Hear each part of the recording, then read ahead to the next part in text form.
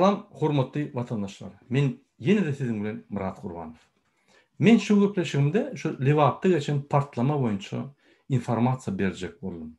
Ýöne gynansamam, hemme zat ýapyk. Türkmenistan'ın içinden informasiya alıp bolanok. Türkmenistan hemme zatlar gizläp ýatyr. Usilini diýdi, eýle diýdi, beýle diýdi. İnterneti öçürýär, toklary öçürýär. Şol ýanky hiç kim Levap'tan başga vilayetlara ýa-da öz arasynda ýa-da dogan garnaşy ýanky daşynnaky ýaşaýan dogan garnaşlary ýanky duýgularyny saklap bilmän jaň edýärler. Şolaryň bilip bilen ok ýagdaýlary. Näme boldy, kim boldy, näçe adam boldy, näme bolsa da öz dogan garnaşlary. Men şu ýerde Berdimuhammedow bilinjek bolýar. Ine siz köşkde oturýarsyňyz. Sizin öýüňizde sizin ýanky ýaşaýan ene ataňyz, çağıjyklaryňyz ýaşaýan ýerde bir zat partlady. Sizin şu ýerden habarym bilen bok. Siz näme oturýarsyňyz? Oturmarsyňyz. Böktürärsiňiz hemmetini. Ine ola adamlar, Levap'tan adamlar, ýanky Amerikada, Tursiyada, Belarusyada, Rossiýada we başga döwletlerde şu ýaly perjwat edip oturýarlar. Informasiýa ýok. Hiçbir aklyňyz zadyňyz çatanokmy? Ýoldaş Berdimuhammedow, siz bir gülkünç adam. Siz hemme adet gördüňiz. Pilot bolup gördüňiz, aýdymçy, şahyr, geroinşik, ýanky ralyçy, velosipedçi, ýene birdat. Ahirinde de atdanam ýykylyp gördüňiz maskara bolup. Şuraya hemme ýerde şu maskara bolýan bolsa, siz şoň çempionu boldunuz. Bütün dünýäde. Türkmenistan'ın içinde ýaşaýan ýa-da bütün dünýäde 198 san prezident var. Şolaryň arasynda şuraya çempion bolan ýok. Siz ozup geçdiňiz. Ine şu kniga rekord Guinness'a haýyş etmeli. Siz iň maskara prezident dip çempion, dünýäň çempionu dip size ýanky kitaba salmaly. Şolary siz özüňizi maskara etdiňiz. Türkmen halky maskara etdiňiz. Türkmenistan maskara etdiňiz. Indi Türkmenistan'dan sizin adınızı süpürüp ayırıp yumak için bize yıllar gerek koyun. Şunu bilip koyun. Hormatly adamlar, indi men size şu informasiya näme çyp gelen ok, Türkmenistan näme bolýa, şu zatlary düşündürüp bir topar korrupsiýanyň ýüzlerini öküdeyim. Seredin. Viktor Khramov şul deyuz nälaç edeyin Türkmen halkyna düşman adam näme diýär? Hemme informasiýany ýapýa. Bul prezident Sowetiň ýoldaşlarynyň biri. Hemme ýanky metbuatlary, polislary hemmeleri ukazany berýär. Hiç ýanky informasiýa etmeler. Türkmen Telekom hemmeleri. Iň bir erkenç taýda şu gönnün veren ok. Ministrler çağırıp şolary berýär. Hiç ýerde siz şoň suratyny tapmarsyňyz.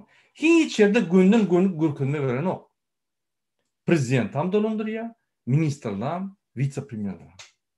Türkmen halkına düğüne palta atıp dören, palta basıp dören, palta urup dören ine şu haramzada Виктор Храмов. Men şunu yüzlönüyorsun öyle. Неуважаемый фашист Виктор Храмов. Как мы придем туда к власти, мы вас из-под земли найдем. Мы вас достанем из Израиля и со всего места. Вы понесете суровое наказание. Потому что вы развили пропаганду, культ личности. Вы сгноили в тюрьмах наших политических деятелей, оппонентов президента Ниязова и Бердимухамедова. Вы погубили всю интеллигенцию. Вы контролируете всю прессу. Вы закрыли все печатные издания, телевизионные издания. Вы сделали только издания, которые пропагандирует президент Туркменистана. Вы контролируете в Туркменистане все, как Геббельс. Поэтому вы понесете суровое наказание. Как демократическое народное движение или демократический совет придет к власти в Туркменистан, мы в первую очередь вами займемся. Вы не убежите от туркменского народа. Мы вас из-под земли заставим.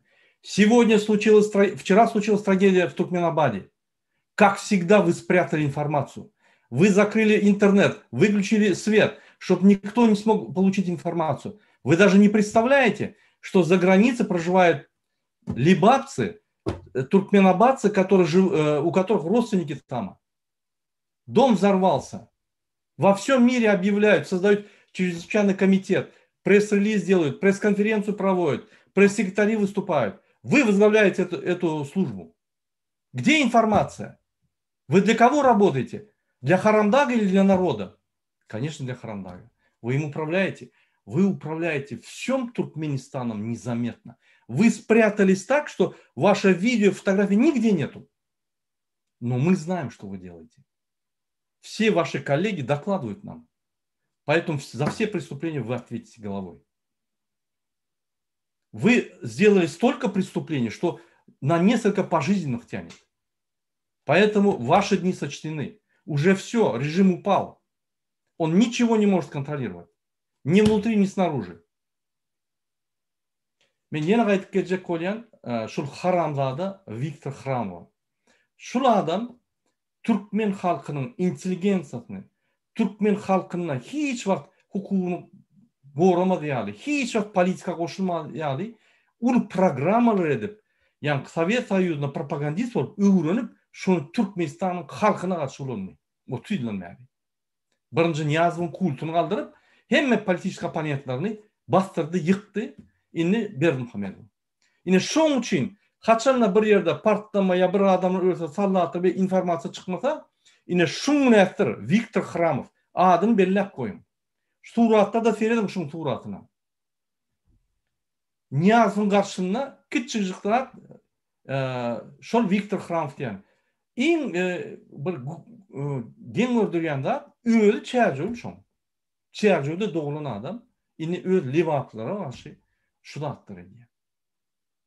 Livap'ta adamlar başka Gagarin mikrofonlarla başka mikrofonlarla adamlar ne olan bilen oklar. Hobu yani partlamanı eşittiler yöne bolon da biz daşları yurttan aydiyat bulunur. Yani daşı yurtta Türkiye'de başka devletlerde informasya berili Türkmenistan dım oturundur. Şu garankı, çorne dıra. Türkmenistan yok, çorne dıra. Garankı yankı değişik. Siz neyin adamlar? Siz hükümet der. Banditler aslında. Bizim informasiya almanı hakkımız var. Bu bizim devletimiz. Siz devlette nayonlu adamlar servis etmeyene, siz halklar informasiya vermeli, şolun yankı alıdalarını çözmeli, şolunu köşöştürmeli, şolunu garanti vermeli. Yine şu dağıttır yadır nimediliye korkman adamlar, kösenmen, banisalar yatanları doktorlar mobilizavat etmeli. Hem payskovu slujbalı mobilizavat etmeli adamlar siz. Neyem çıktı yani? Ben düşünemem o informasyonu. İyilere, başka prezidentler şuraya bir dağıt bolsa, görkezip özünün halk bilen bolluğunu, demokratikliğini görkezecek koyar. Siz bolsa tersine öz ayağında paltur yani. Ne yapacak? Düşünüksüz. Yine şunun için şu Viktor Xramov bir dağıt bolsa, hiç de informasiya bolmasa yine şu Viktor Xramov. Öz hakkınızı ne yapıp alıp bilen yok deyip fikir etseniz yine şu Viktor Xramov yadınızdan çıkarma. Şu adam ulu maşin, devlet, hükümetin maşinini size karşı işledip sizin hiç vakt hakkınızı alıp bilmedi yani. MHM, polis, suutları sizin karşınıza sürüp hiç vakt kalmadı yani. Yine şunun için biz kalanımızda şu Haramzada'nın İsrail'e aşağıda yerin aşağından tapar. Getirip şu ömrü ötünce türmede oturup şu hem bizim halkımızın yani dağdan ünlerini dağdan şu. Şunu mellak geçirdim geldi. Bundan başka yeni bir kezzap var. Onun adı Raşit Meredov.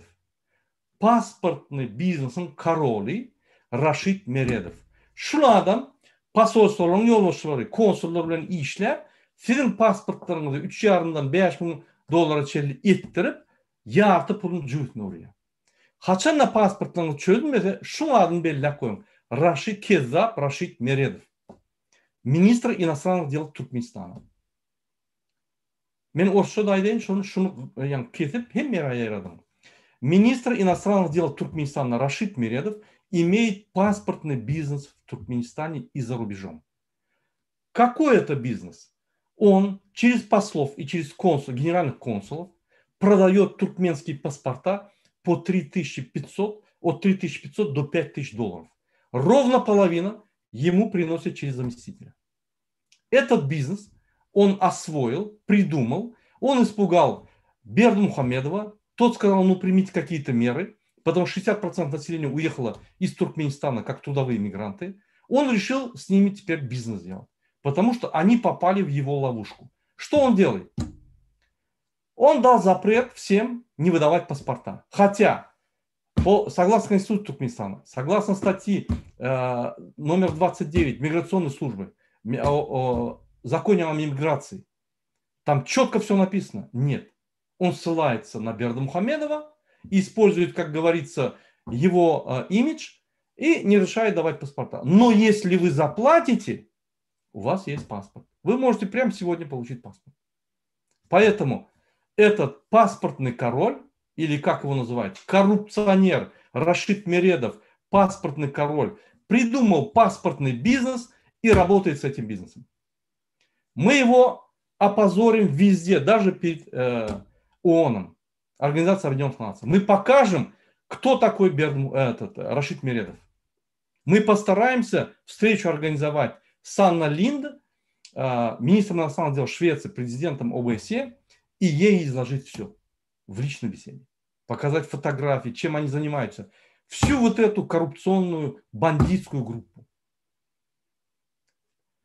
Hormatly vatandaşlar. Bellek koyun. Pasportumuz problemi olsa, uzaltmasa, yani çözülmese Rashid Meredov pasportlu biznesin karoli. Yine şu biznesi taptı, şu biznesi yani koydu. Sizin pulunuz, eğer de pasport alacak olup $3,500 verin yağdayınıza, şonu yarısı şonu gidiyendir. Şu korrupsiyon yara. Men önkü gepleşimde düşündürdüm size. Maşençiство ne ayır? Bular bir kanun zadı size ağırlap, bolonu okuyup bir yani kartinka okuyarlar da siz pul töledip, size pul töledip. Şol edilmeli kanun zadı edip koyuyorlar. Siz yani vozluğa pul tölediniz. Siz hiç daha pul tölediniz. Yine şunu Rashid Meredov kullanıyor. Bunun partnerleri, konsullar ve pasollar. Hemmeti diyebilecekken yönü köpüsü. Ilaytada Generalny konsul İstanbul. Şol adam yine şun partneri, biznes partneri. Yardım bulalım, yardım geçip koyar ya. Yine şuraya biznes. Ödem yuvaşıcı pişki alacak gelip görenler hem mera var. Bunu yankı devsen ödüm ağlasın geliyor. Şuraya haramzada korrupsiyoner. Yine bellek koyun pasportunuz olmasa Rashid Meredov. Eğer Türkmenistan'dan informasiya çıkmasa, haklarını, hukuklarını koruya bilmeseniz Viktor Khramov. Eğer de bütün Türkmenistan'ın problematını aydanınızda o Berdimuhamedov. Şu üç adamı bellek koyun. Şimdi bizim halkımıza qaytıp gelelim. Men size diyecek koyacağım. Yine men hazır küçük analiz ettim de Orta Asya'daki bolup geçen dağıtları. Orta Asya'da 5 tane devlet var. Kazakistan, Özbekistan, Türkmenistan, Kırgızistan, Tacikistan. Şu 5 devletin içinde şu ılgap demokrasiya barayan devlet Kazakistan. O yerde ol halk bilimleri ulu olan son, köp olan son, Rusya yakın olan son, diktaturu bar olsa da bizim kıyalı ilkinç yağday bolman son, bilimleri köp olan son, qatıçalt yağdayda düşünlü yağdaylarına ve demokrasiya taraf kalıyor. Öz haklarını almanı. Men analiz ettim. İkinci yerde Türkmenistan. Bu bizi berendiriyor. Nemçi.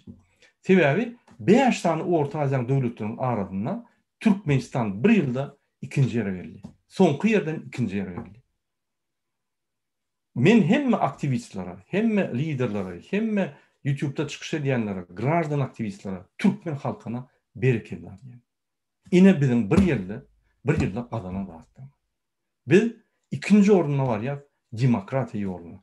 Biz demokratiya yuvaş-yuvaştan ılgap var ya. Haçanla biri ay bular boşlaydıysa, ol öğü diyanlardan düşünün. Köp zadı ütködü sonku yılda. Rejim iyidine kaçıp, iyidine yani yüreğe otuyor. Pozisiyalarını berkid otuyor. Utulup gidip otuyor. Görüp dursun. İnni önküyal olmaz. Şon için yine kaviler diye vak men yüzümü gökecek, men bir içine varayım, içinde uğraşacak. Men de bir anekdot edeyim. Bir ayal maşgala Türkmenden, yani çevrem içinde bir maşgala var. Ayal maşgala ayalı işläp yani çörek yapya, yer depya, mallar sorya, mallar vakya, çağırat edya. Yani adam tam yatır şeyle. Çay içip, maza kılıp yatır. Ayal sorya turda kömek eday ho şunu ayıp ber, bunu ayıp ber, ottor çap ber da diyse. Yok ho. Men din janmal sebäp birden uruş bolaysa men näme diýin? Men ýado. Men gidilmärnä. Ay bolýa diýip ýanky şola ýaly çağlar diýär. Inni ýanky buğdoý ormana gitmeli, oňa diýär, inni bir kömegde buğdoý ormana gitmeli. Men ýetişem o kömegde. Ýok ho. Men din janmaly, men ýa taýýar bolmaly. Birden uruş bolaysa men ýanky ýado bolsam men näme goraýyn? Ýene mundan galýar. Ondan ahir akşam ýanky mallara gelmeli meydandan. Ýene şoňa ýa men ýetişem ok nahar üçin bak gele. Ýok ho, men birden uruş bolaysa menim ýada bolsam gidip ýadak gelsem men näme goraýyn diýip ýatyşy. Ine şu anekdot size degişdi. Haçan birden professorlugyny menim çykyn ol bir pozisiýa. Dogry. Ýöne siz hakyky görüşip bolsaňyz günnü görüşmeli. Ýüzüň görkezme. Adyň açma, ýöne görüş. Günnü biz öz ideýalarymyzy amala aşyrmak üçin günnü ömrümiň soňuna çelip görüşmeli. Häzir diktatura ýenen soň Türkmenistany galdyrmak, maşgalaňy dikeltmek, bak durmuşa barmak, biz her wagt ýanky aktiwni bolmaly. Haçanna ýanky soňky protestlaryna men şoňa taýýar, ine şonda çykar, men gidlenip ýörjek, men partizan ýöne men hiç adetjekler, bu atmaskana. Şoň üçin Beýik Türkmen halkyny bir diýem ikinji orda Orta Aziýada demokratiýa ýoluna biz Gazakstana uzup geçmeli we biz birinji bolup demokratiýany Türkmenistanda gurmaly. Bahtly durmuş, adalatlyk we kanunçylyk höküm türýäli bir döwlet gurmaly, arkyň ýaşamaly, pullar gazanmaly. Bizim baý döwletimiz her kime baýlyk berilýän döwlet. Her kime ýanky iş ýerlerini, bizneslaryny, daşyrykdaky bizneslaryny edilýän döwlet. Biz ýöne bir gowy adamlar öňe saýlap goýmaly. Şol adamlar hakyky patriot bolmaly, halk üçin, vatan üçin we Türkmenistany galdyrmaly. Ýöne biz şol adamlar boş goýmaly. Biz tanqid edip durmaly, biz olary basyp durmaly, biz olary opozisiýa bolmaly, biz olar bilen işlemeli. Opozisiýa diýmek hökman garşydaş ýaraglylar. Sen opozisiýa bolup bilýän başga partiýa ýöne ýanky töhmet atman argumentler bilen konstruktiwna kritika edip konstruktiwna ýanky bahalar berip bilersiň. Olam bir opozisiýa. Şonuň üçin biz her wagt görüşmeli. Bizim başka ýolumuz ýok. Biz diýýäm tüwülüme ikinji ýere Orta Aziýa boýunça. Seredin. Özbegistan 92-nji ýylda 21,5 milyon adamdy. Häzir 2020-nji ýylda bular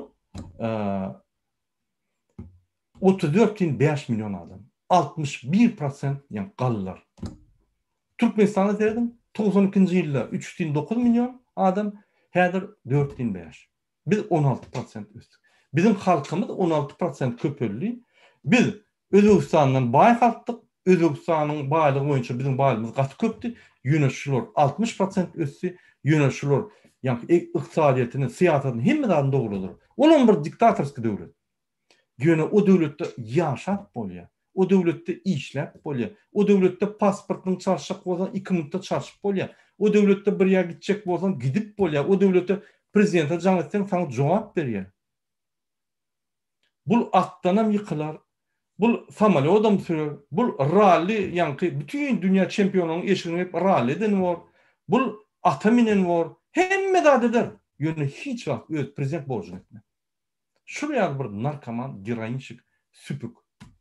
Şoň üçin men her wagt diýän, kimde kim Türkmenistan diýip gowanjak bolsa, kimde kim özüne hormat goýan bolsa, kimde kim özüni gahrman duýan bolsa, kimde kimin wyjdany bar bolsa, kimde kim watançy bolsa, kimde kim patriot bolsa, kimde kim Türkmenistan men watanım, men çağlarym, men maşgalam, men dogunardaşym, men şol üçin ölmäne ırda diýse, öňe çykyn. Wagty geldi. Bir demokratiýany gurmaly. Biz şuraya kezaplary, hökümet diýip gatlaryna struktura goýup kişi bolup kabinet ministrler, ýa-ni bir topar postlar öýlerini alyp Bular hökümet değil, hökümetin gatlarına paralel korrupsiyon sistemi kurdular. Bular bizi talak geliyorlar. Ne kanunlarımızda seyrediyorlar, berca ediyorlar. Ne bize kömek ediyorlar. TV baylıkları oğurlap, bizi talap, bizim ziyat kalıp geliyorlar. Hani öyle? Hani hükümet? Boş yer. Gatlarına bir sistemi var, onun yolbaşçısı bandit Berdimuhamedov. Bolly. Şoň üçin biz baxty durmuşdan günni galýar. Her gün geçenine bizim Türkmenistan'a barman baxty durmuşy gurmasak, şu gün geçki bolýar. Bizim durmuşymyzyň möçberi kesitli. Biz yitirmeli onu. Näçe biz Berdimuhamedov üçin ýa-ni ýegenleri ýa-ni özüň orundan bir tertip narkoman, moral taýdan pes adamlary döwleden almaly. Näçe? Näme bizim ata-babalarymyz şoň üçin goýdum bize bu döwleti, bu topragy. Bir gözüňe getirin o wagtda melleklerimizi. Ine şu melleklerim gider şoň kadar. O mellekler, o wagt yerleri sen ata-babaň uruşup, ölüşüp sana getirip berdi. Sen şonu wagtlaryň çaldyň. Senin öz çağlaryňy wagtlaryň şonu geçirmeli. Onu sen näme şonu utulup bir haramdana berýän. Galyn galjak bolsa. Gir şu opozisiýa. Opozisiýa girmeden aktivistler boldy. Aktivistler bollamadan şunun ýerine bir daş uratma. Ine şonu haýyş edýär. Bize 10% halkyny gerek. 10%nyň 3% halky, has aktivist gerek. Şoň üçin ol kimde kim men häzir 100 mat söylemok, men baranna ine şo ýerde men eder niýse men size aýdaýyn. Garaş verin. Biz ýenen soň aýdy berin şo sözlerimi. Biz size ýeňers. Garaş verin. Ýene 30 ýyl, 60 ýyl garaş verin. Serdardan görürsiňiz, serdaryň oğlundan görürsiňiz, onun oğlunun oğlundan görürsiňiz. Ay umumyň paçalykda gul bolup ýaşarsyňiz. Şoň üçin şu günler gelmedi ýaly. Bizim baxty durmaz. Gaty çat ýagdaýda gelir ýaly. Türkmen halkyny öňe, dewlete, diňe